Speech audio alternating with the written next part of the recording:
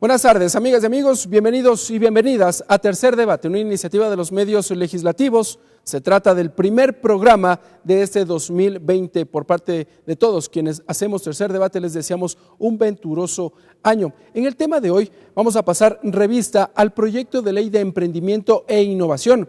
Esta iniciativa que fue aprobada por el Pleno del Parlamento ecuatoriano por unanimidad. Bienvenidos y bienvenidas. Esto es Tercer Debate.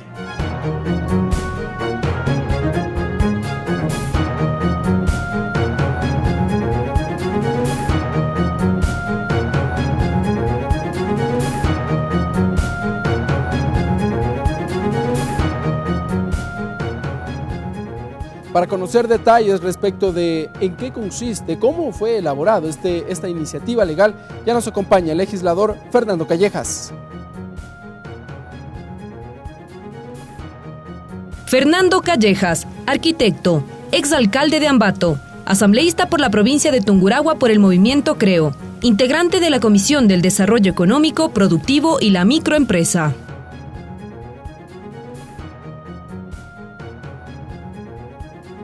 La víspera, el Pleno de la Asamblea Nacional, por unanimidad, aprobó el proyecto de ley de emprendimiento e innovación. Esta iniciativa que estuvo en construcción al interior de la Comisión de Desarrollo Económico. ¿Qué aspectos contiene esta iniciativa y cómo se desarrolló el debate? Lo revisamos a continuación.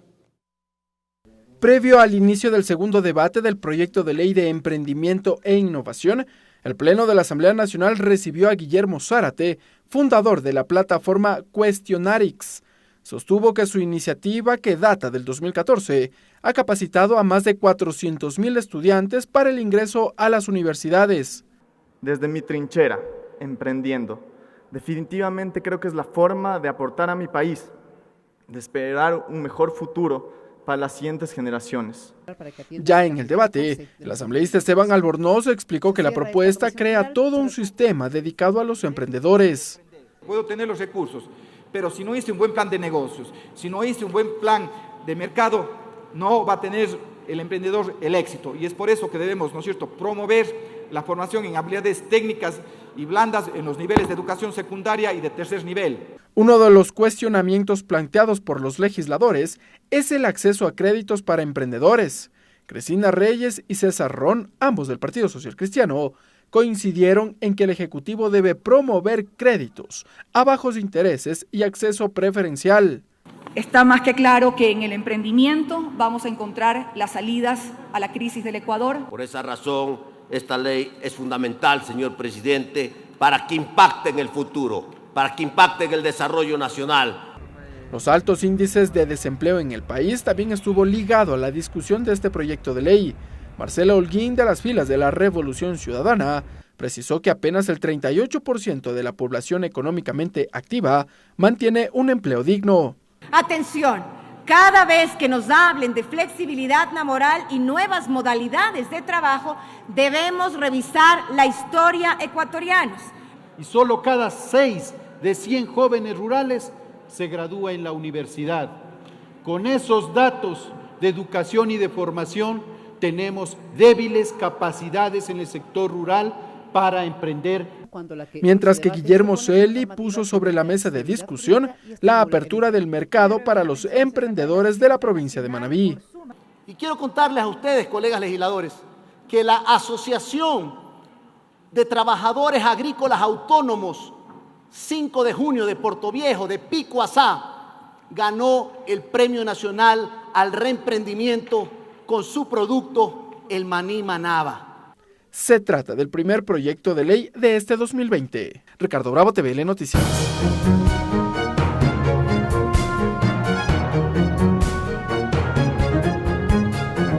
Siga Tercer Debate por Televisión Legislativa Canal 42 en Quito, la radio de la Asamblea Nacional en todo el país, en Facebook por TV Legislativa y en la web en vivo.asambleanacional.gov.es.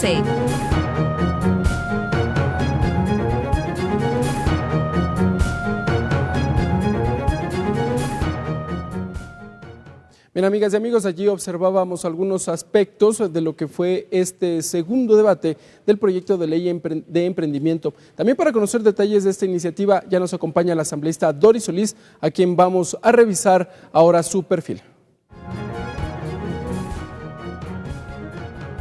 Doris Solís, socióloga, exsecretaria ejecutiva del movimiento político Alianza País, asambleísta por la provincia de La Suay por la Revolución Ciudadana, integrante de la Comisión del Desarrollo Económico, Productivo y la Microempresa. Bien, amigas y amigos, nos encontramos ya con nuestros invitados en este primer programa del año. Empecemos. Legislador Fernando Callejas, muchas gracias por estar con nosotros en la televisión legislativa en este primer programa de este año. Bueno, muchísimas gracias, Ricardo. Un saludo a Doris, a ti, a todos quienes hacen la televisión de la Asamblea Nacional y a los televidentes a lo largo y ancho del país, que tengo entendido siguen este importante canal. Gracias y un gusto estar con ustedes. Claro que sí. Asambleísta Doris Solís, gracias por estar igualmente con nosotros en ese programa Tercer Debate. Y bueno, vamos a arrancar con el análisis de esta iniciativa legal, proyecto de ley de emprendimiento e innovación. Muchísimas gracias. También mi saludo a mi colega Fernando Callejas y a todos los amigos y amigas en este de los primeros programas del año, que creo que es grato poder realizarlo para la audiencia con buenas noticias. Esta ley de emprendimiento y innovación sin duda es un gran paso, un paso muy positivo con el cual la Asamblea Nacional arranca sus funciones. Claro que sí, lo decíamos en la introducción, esta iniciativa legal fue aprobada por unanimidad. Así es. Y precisamente, ¿qué es lo que contiene? ¿Qué compone esta iniciativa legal que logró aglutinar el voto favorable de todos los parlamentarios?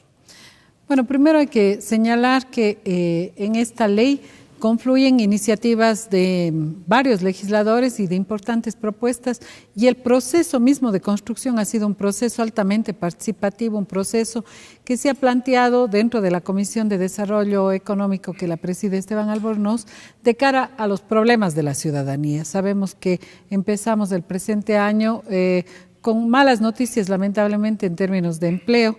El INEC recogía precisamente de que el año 2019 fue el año más bajo en términos de caída del empleo, de crecimiento del subempleo, circunstancias que además afectan a ciertos grupos vulnerables de manera más drástica, al empleo femenino, al empleo juvenil, al empleo rural. Y esta ley constituye una buena respuesta para ello.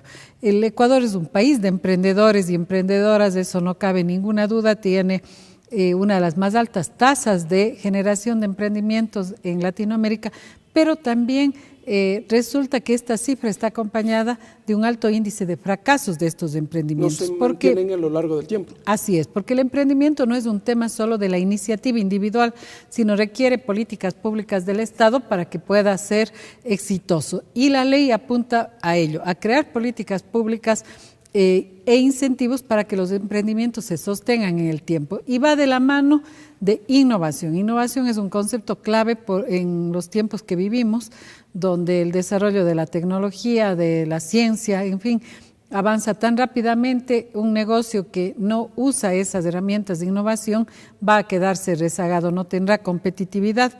Pero además, digamos, la ley crea un sistema de instituciones, un sistema institucional adecuado para monitorear, para apoyar todas las iniciativas de emprendimiento de la mano de otra ley importante que ya se aprobó en años anteriores, que es el Código Ingenio, que ya creó también mecanismos importantes para la innovación. Ya vamos a ir desmenuzando cada una de las partes que componen esta iniciativa. Legislador Fernando Callejas, uno de los primeros temas que se pone sobre la mesa de discusión es la generación de empleo.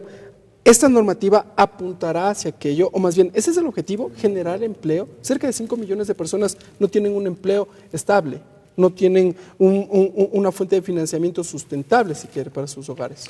Bueno, mire, en todo caso, la generación de empleo no es un asunto fácil, no es un asunto que se puede dar de la noche a la mañana. Hay que decirlo con pena.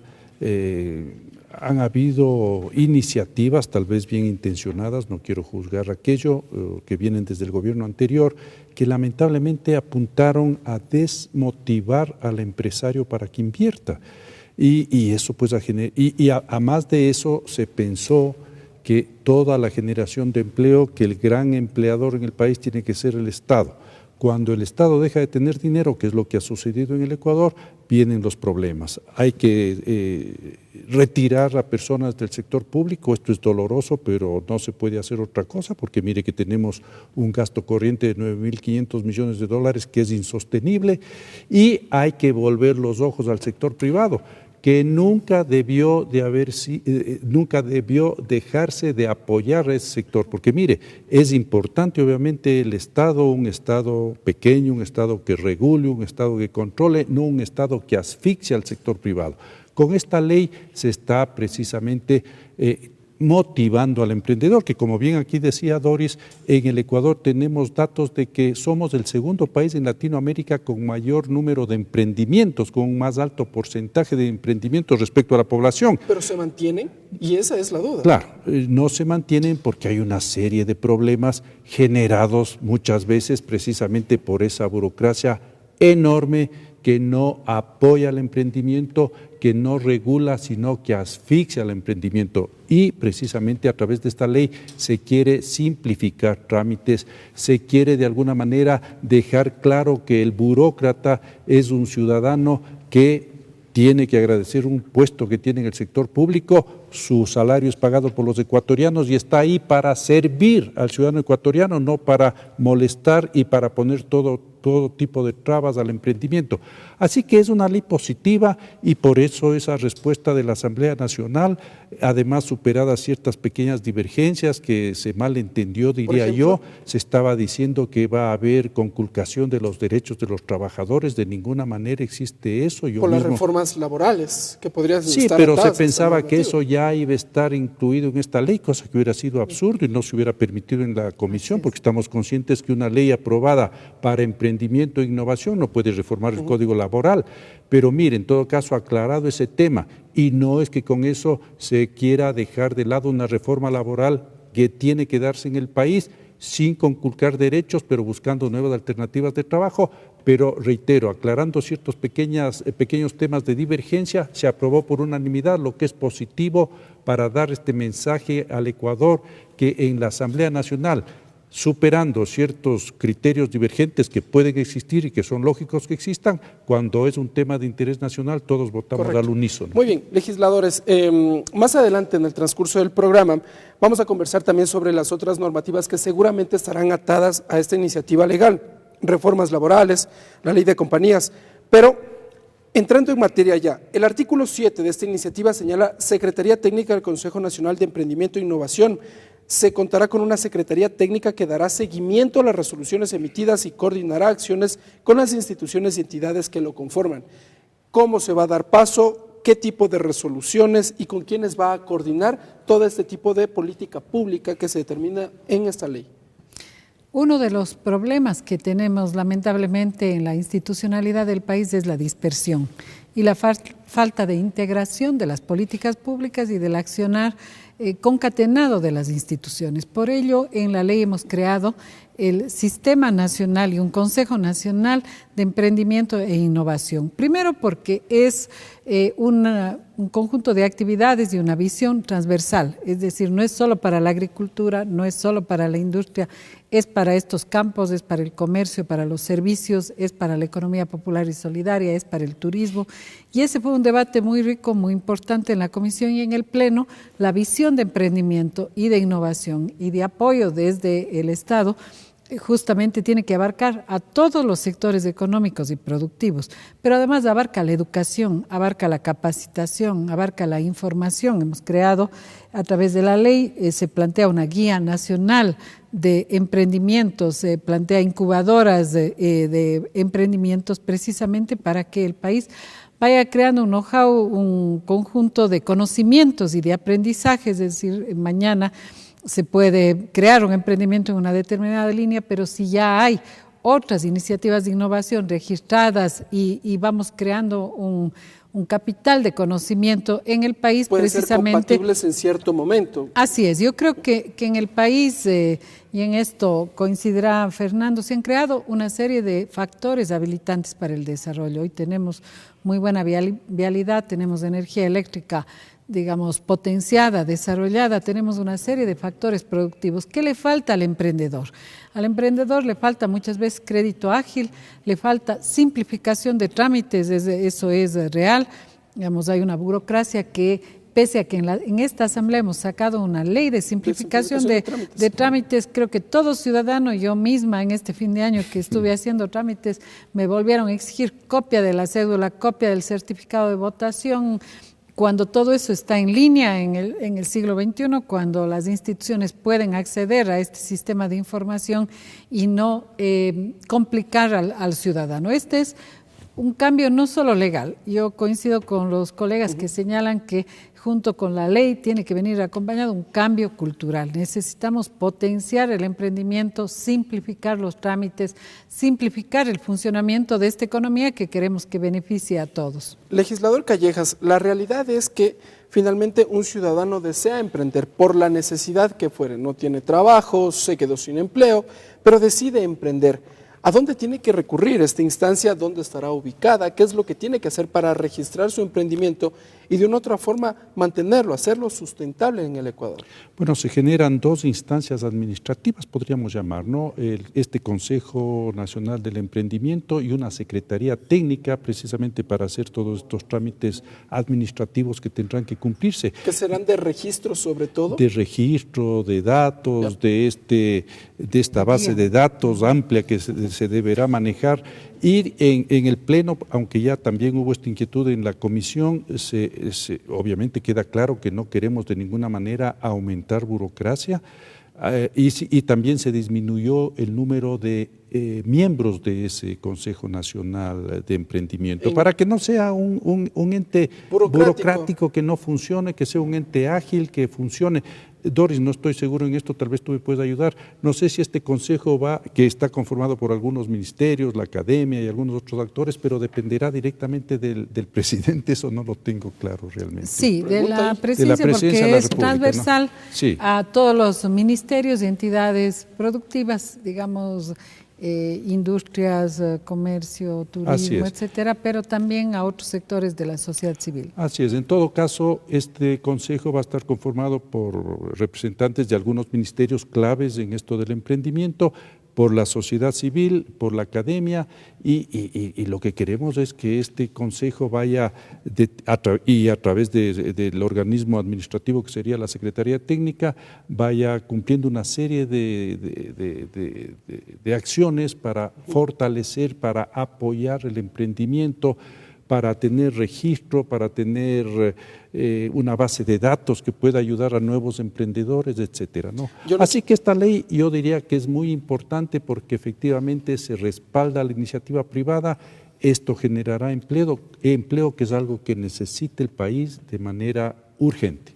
Asambleísta Doris Solís, se dice que este organismo no será burocrático y viene la primera duda, serán al menos 11 de sus integrantes. Está el presidente de la República con su delegado, quien será que lo presida y tendrá el voto dirimente, señala el artículo 6. Está el Ministerio Rector de la Producción, de Economía y Finanzas, Secretaría de Educación Superior, Comité Interinstitucional de Economía Popular y Solidaria, Consorcio de Gobiernos Provinciales, la Asociación de Municipalidades, la AME, Consejo Consultivo de Emprendimiento, un representante de la Cámara de la Producción, representante de las universidades y un representante de las escuelas politécnicas e institutos de educación superior. ¿Cómo se van a llegar a poner de acuerdo? Cuando es evidente que en el Ecuador existen distintas visiones del sector privado cuando desean ellos generar el empleo y cuando el sector estatal que tiene esta visión también de ser él quien genere el empleo en el país. Bueno, yo creo que el número de miembros no necesariamente significa burocratismo, asegura la transversalidad en todos estos ámbitos. ¿Abarca todos los sectores? Sí, pero este es el ente de las políticas, es el ente que tiene que justamente generar las políticas públicas en base a la normativa para año a año crear los diferentes incentivos y medidas que faciliten el emprendimiento. ¿Por qué los municipios? Porque, por ejemplo, digamos, los gobiernos locales, tanto municipios como prefecturas, tienen un rol en la actividad productiva muy importante. Las prefecturas tienen que dinamizar el desarrollo productivo a nivel rural, soberanía alimentaria, desarrollo rural en general. Hay muchísimos emprendimientos que se pueden realizar. Yo le quiero poner un ejemplo. cuando evaluábamos los servicios que presta el MIES, cuando tuve el honor de ser ministra del MIES, no se había previsto que las juntas parroquiales y los emprendimientos locales podían proveer la alimentación, por ejemplo, a las guarderías y centros de cuidado en el sector rural, con alimentos de la zona, generando empleo, fomentando a los productores locales, y eso es algo que lo hicimos sin dificultad a través del sector de la economía popular y solidaria, que también es parte de esta plataforma. Entonces, no es el número de miembros, es la tramitología lo que complica. En este caso, los miembros lo que la ley quiere es asegurar que todos estén implicados en esta nueva visión de fomentar el emprendimiento y la innovación, pero serán los mecanismos expeditos, ágiles de la Secretaría Técnica la que tendrá que garantizar un conjunto de líneas de trabajo. Es decir, ¿qué puede hacer el Ministerio de la Producción? ¿Qué puede hacer ahora mismo Industrias y los demás entes del ámbito del Ejecutivo, del ámbito de AME, del ámbito de las carreras académicas, para ir construyendo esta filosofía del emprendedor, que no es el esfuerzo individual, tiene que ser algo fomentado desde la sociedad, algo que no satanice, por ejemplo, el hecho del emprendedor que asume el riesgo, que a lo mejor fracasa, sino que pueda volver a intentar, que el crédito no satanice el hecho de que haya tenido un fracaso. Hay muchísimas experiencias de lo que se llama las startups o los laboratorios de emprendimientos que a través de la prueba, del éxito, del fracaso, van desarrollando una economía basada en el conocimiento. Legislador Callejas, uno de los temas que se habla acá también es el rol, la agilidad que deberá prestar esta ya Secretaría Técnica.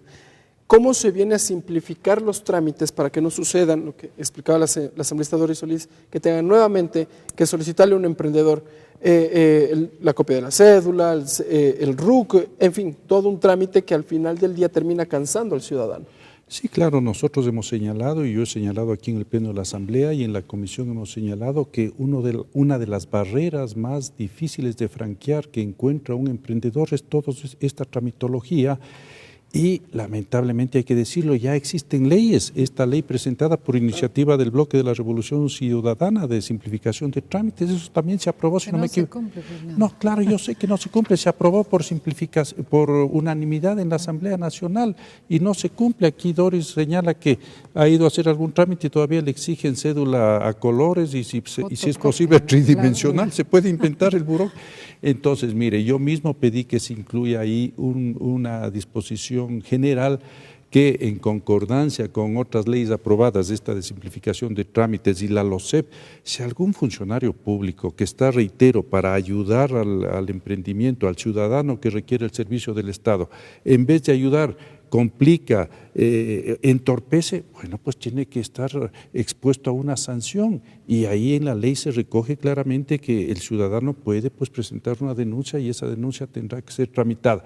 En todo caso, aquí mismo en la ley se recoge una simplificación para la constitución inclusive de la compañía que el emprendedor tiene que constituir para... Existe todo un mecanismo, ya lo vamos a revisar. Pero quizá yo quisiera agregar que una primera tarea de este Consejo, una vez que revise el Ejecutivo, llegue el veto, si es que hace falta, pues y ya se expida la ley, será un diagnóstico precisamente de las trabas que hoy tiene el emprendedor. Obviamente para la ley hemos escuchado a muchos emprendedores, hemos comprendido la problemática que ya Fernando ha señalado, junto con la tramitología excesiva.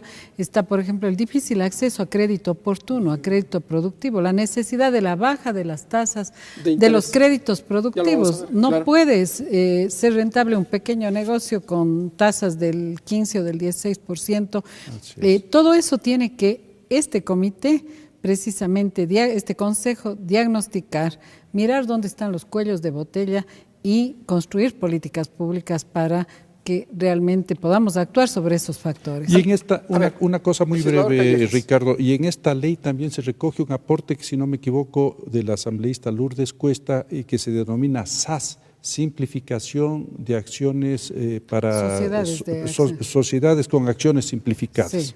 Ahí está todo un capítulo para que se puedan constituir compañías de manera ágil, de manera expedita, sin cumplir una serie de trámites. Obviamente tiene que haber las regulaciones pertinentes, pero para que se cumplan de manera ágil. Mire, no sé si en la propia comisión tuvimos la evidencia de uno de estos emprendedores que había emprendido en una pequeña empresa para fabricar helados y le estaba yendo bien al señor. Ya sacó el registro sanitario para su compañía que fabrica helados.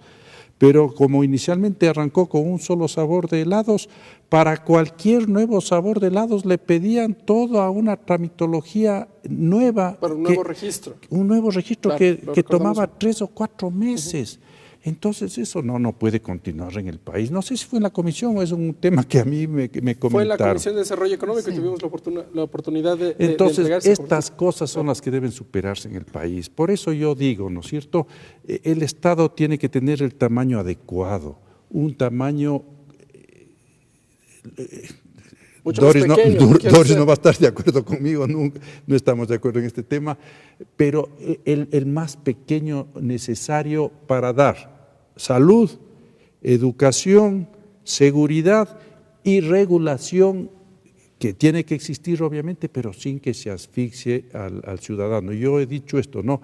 La más burocracia actúa en una ecuación inversamente proporcional. Más burocracia, menos eficiencia, menos posibilidad de que el ciudadano sea bien servido. Y esto tenemos que superar en el país. Es evidente, pero el Estado también es un ente regulador. ¿O pero qué decir? Quizá una precisión, porque yo creo que en el fondo sí estamos de acuerdo con Fernando. Yo lo que defiendo es un Estado suficientemente, digamos, desarrollado para cubrir los servicios. Creo que coincidiremos en que necesitamos el número de médicos adecuados, de profesores adecuados, de personal de los servicios. Lo que no necesitamos es burocracia inútil, burocracia corrupta, que complique los trámites. Largamente debatimos, incluso se citó este lema, crear dificultades para vender luego facilidades, que es una frase acuñada en esta burocracia que te crea 1000 problemas para luego venderte a través de mecanismos no correctos la solución del trámite. Eso no necesitamos, pero... ¿Eso pretende esta normativa en el fondo? Buscar también que el aparataje estatal sea eficiente, funcione de una forma ágil, para que las personas con iniciativas puedan acceder, sea a los créditos, que ya lo vamos a hablar luego, o todo este proceso de formación de sus empresas? Yo creo que es una parte que ya hemos abundado, la simplificación de trámites, muy importante porque termina agobiando y desestimulando, digamos, cualquier iniciativa, ni se diga de los jóvenes o de emprendedores novatos, la tramitología. Esto el Consejo tendrá que hacer un gran diagnóstico y atacar de raíz. Hay otro problema por lo cual la presencia de AME y de los gobiernos locales en general es importante según la ley, porque además se duplican trámites nacionales con trámites locales. Y esto definitivamente tiene que ser parte también de la innovación de la administración pública y de simplificarse, de cambiarse. Nosotros estamos de acuerdo en que requerimos, digamos, un Estado eficiente, no un Estado burocrático. Nada de crecer en cuanto a burocracia inútil, sí en cuanto a un estado de bienestar.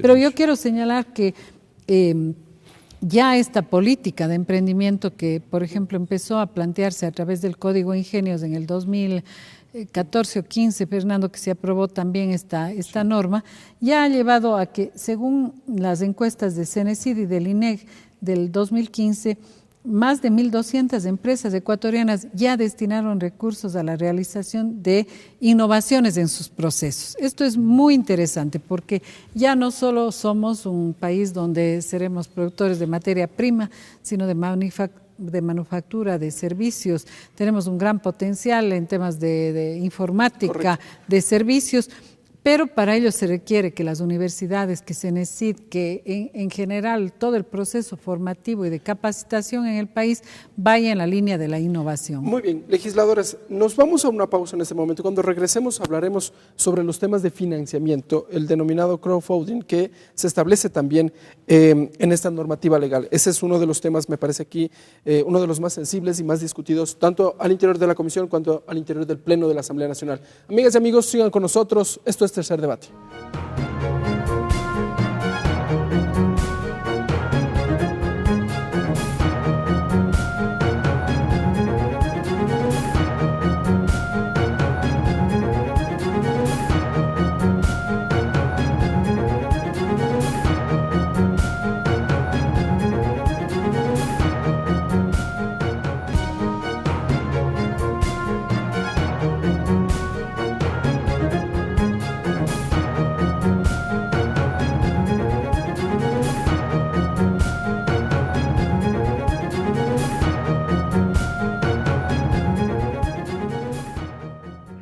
Gracias, amigas y amigos, por continuar con nosotros en este su programa Tercer Debate. Conversamos con los asambleístas Doris Solís y Fernando Callejas respecto del proyecto de ley de innovación, de emprendimiento e innovación aprobado ya por la Asamblea Nacional.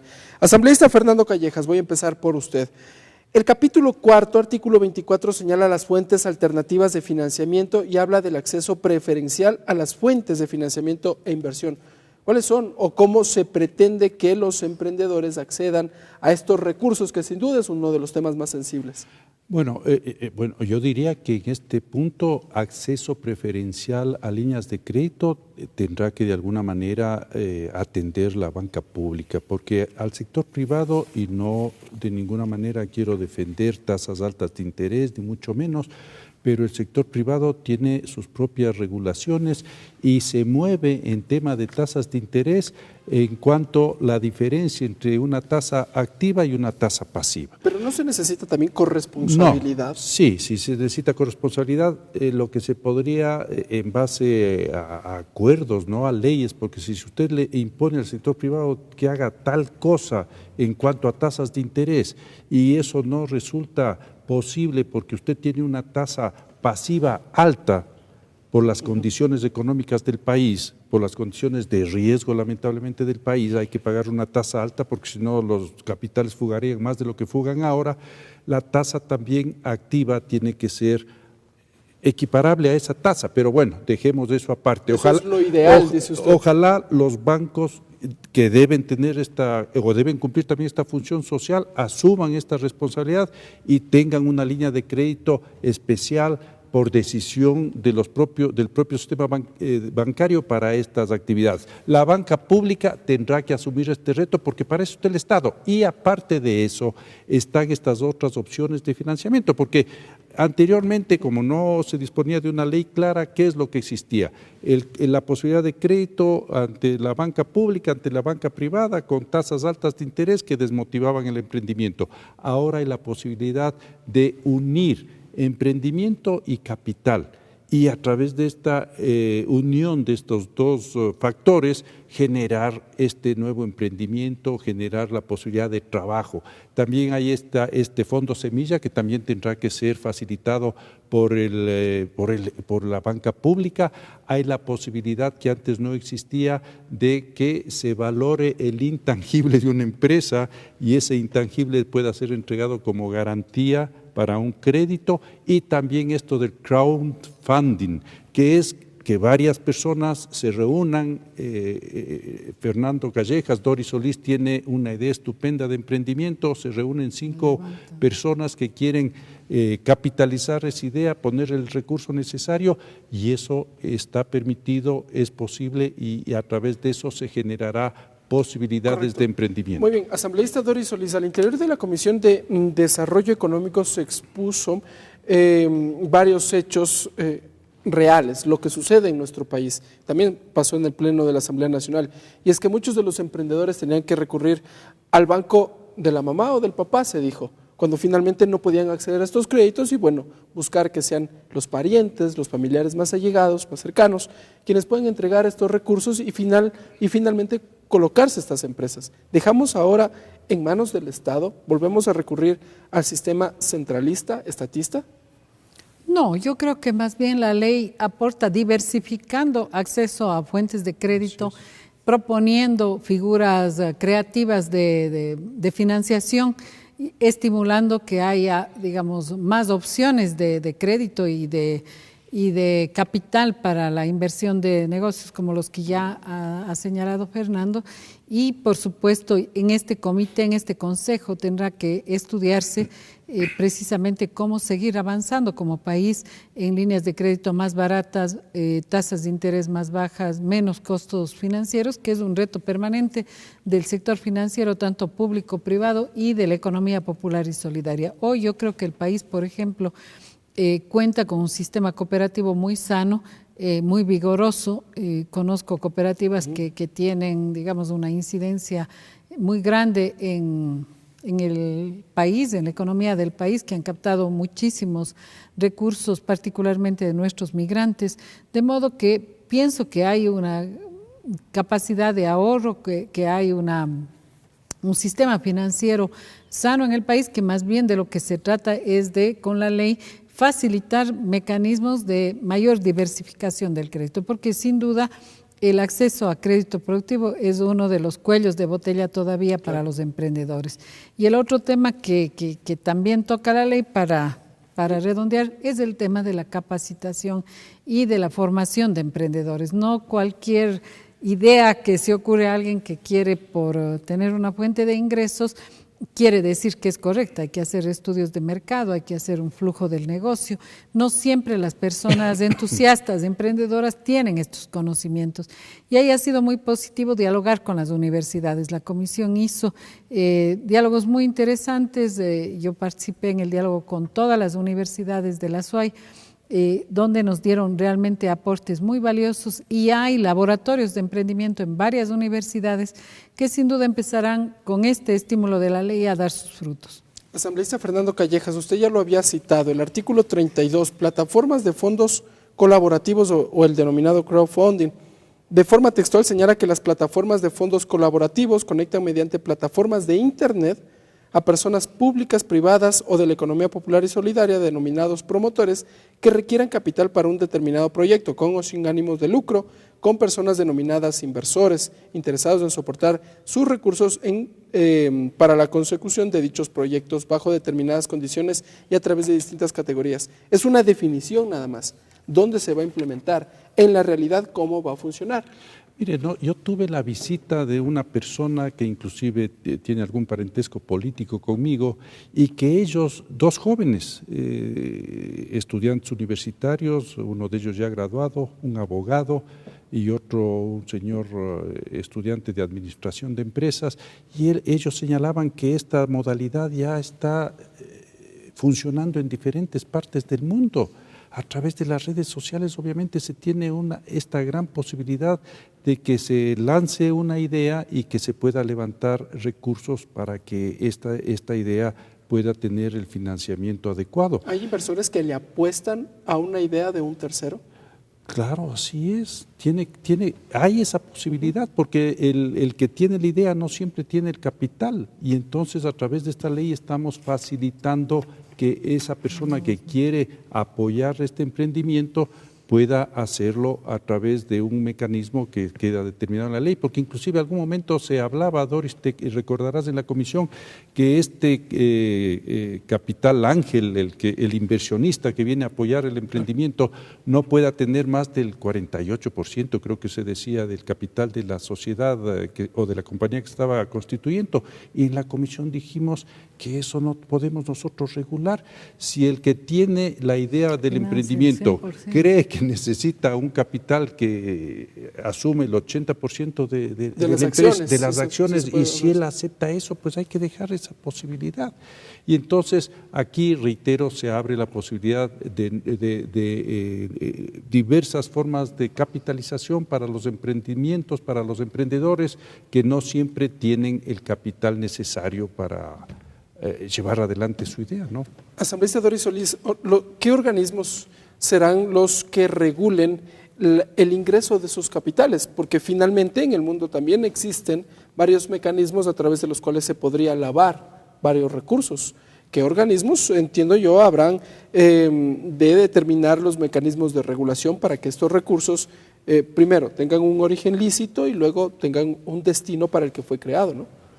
Bueno, la ley crea los mecanismos, pero ya el país tiene las entidades de control financiero. ¿Serán las que mismas? No, claro, son las mismas. Superintendencia de Bancos, así es. La UAFE tal vez. La Superintendencia de Economía Popular y Solidaria ágiles, para las cooperativas, cajas de ahorro, etcétera. Es decir, no duplica las instituciones, lo que crea es estas posibilidades que además ya están funcionando. Digamos, nosotros tenemos una gran cantidad de experiencias que nuestros migrantes adoptan y conocen y se capacitan en el exterior y que sirven para sus emprendimientos. Lo que estamos haciendo es abrir y legalizar esas oportunidades que ya funcionan en un mundo globalizado. Son experiencias inclusive que funcionan en el ámbito social. Si alguien quiere recaudar fondos para una causa social, también usa este tipo de mecanismos, ¿no? Asambleísta Callejas.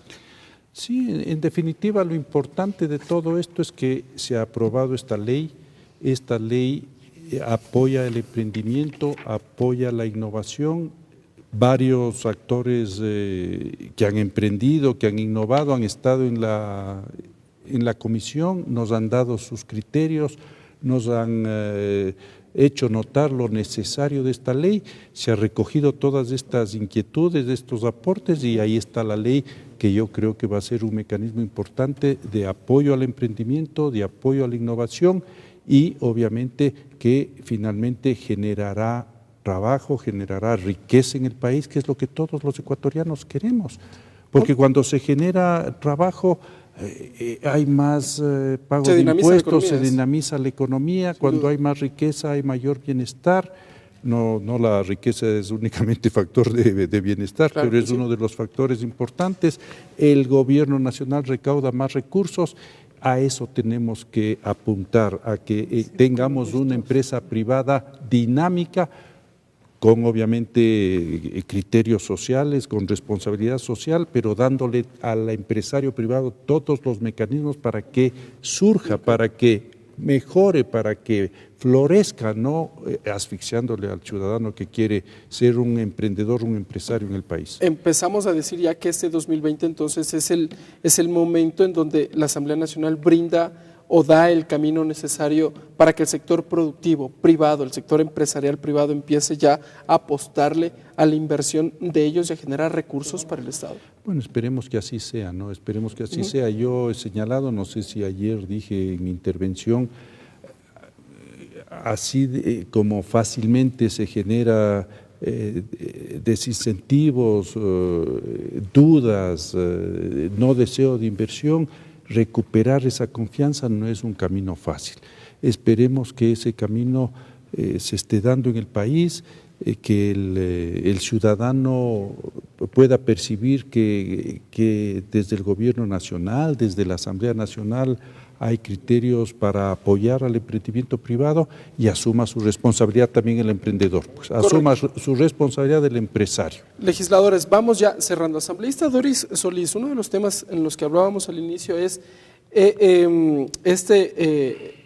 no sé si ligar, unir o que estará atado tal vez a otras reformas, y allí viene el tema de las reformas laborales.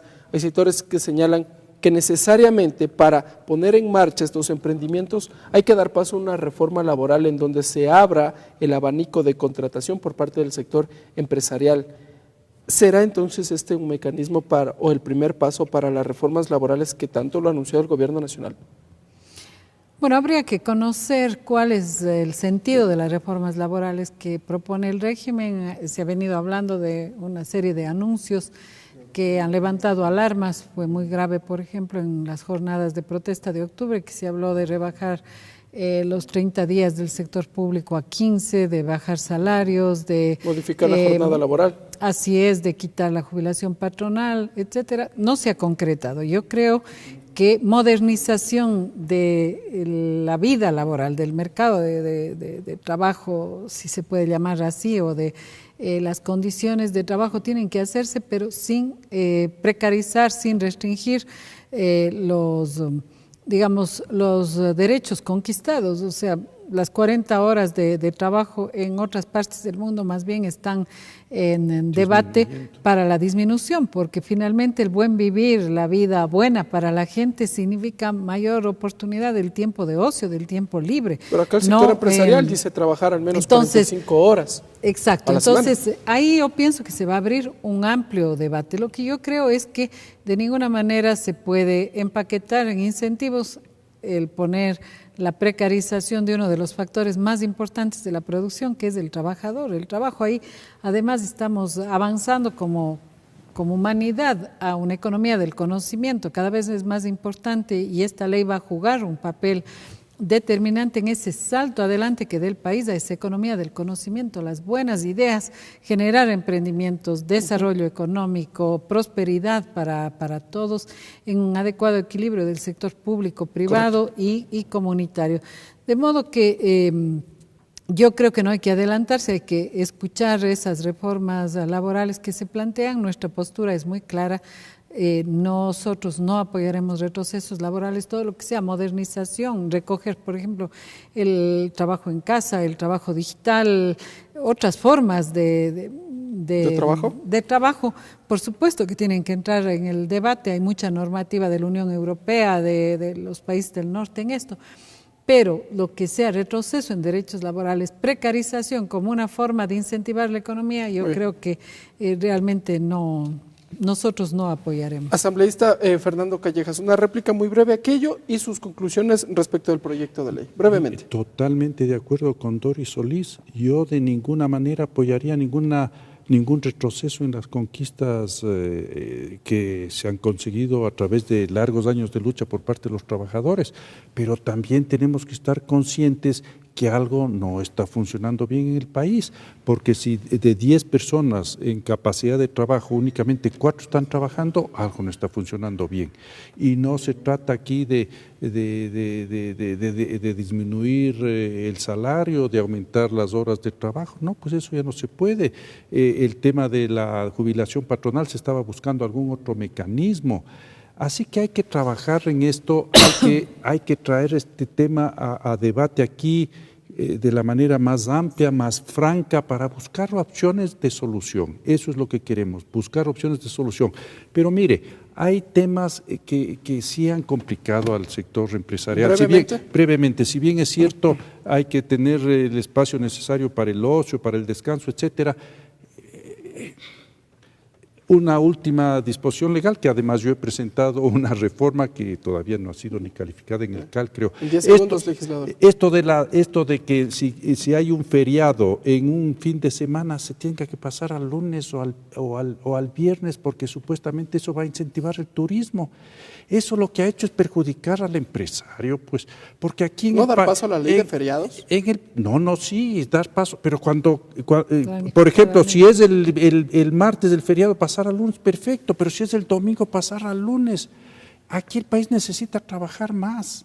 Y esa ley no creo que ha incentivado mayormente el turismo, pero ha perjudicado al sector empresarial. En definitiva, tenemos que tratar las reformas de la ley laboral, y coincidimos con Doris. No se tendrá que retroceder en conquistas, pero tenemos que ampliar nuestro horizonte y ver de qué manera podemos mejorar. Correcto, muy bien. 5 segundos la generación de Doris Solís. Conclusiones en 5 segundos de este proyecto de ley, brevemente. Bueno, yo creo que esta ley, como he señalado y reitero, va a permitir un salto adelante al país. La dinamización de la economía pública, privada, pasa por el conocimiento, la innovación, el poder desarrollar esa capacidad de emprendimiento de los ecuatorianos y ecuatorianas, sobre todo de los más pequeños, y esperamos, y ese también es un compromiso de la Asamblea que lo hemos debatido, seguimiento a que se aplique la ley, porque tenemos un grave problema de no aplicación rigurosa de las leyes, y en eso nos comprometemos. Muy bien, legisladores, el tiempo se nos agotó. Les agradezco por estar con nosotros aquí en Tercer Debate. Amigas y amigos, hemos tratado de sintetizar lo que más se pueda respecto de esta nueva ley, de esta nueva iniciativa que ya está en manos del Ejecutivo y que deberá sancionarla u objetarla. Hasta aquí el programa Tercer Debate. Nos encontraremos en una próxima edición. Que tengan tengan una buena tarde.